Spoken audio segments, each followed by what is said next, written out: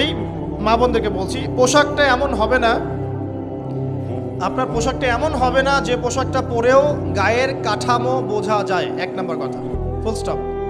এমন বোরখাও চলবে না যে বোরখা পরলে গায়ের কাঠামো দেখা যায়। এটি প্রজেক্টর আছে ওখানে, হয়তো বা দেখতে পারছেন, বুঝাচ্ছি। এই যে আমার জামার হাতা দেখতে পাচ্ছেন, আমার হাত কতটুকু মোটা আপনি কি বুঝতে পারছেন? আমার মাসেল কি বুঝতে পারছেন কত চওড়া? 4 প্যাক না 6 প্যাক? আচ্ছা, এটা কোনো প্যাকই না অবশ্য।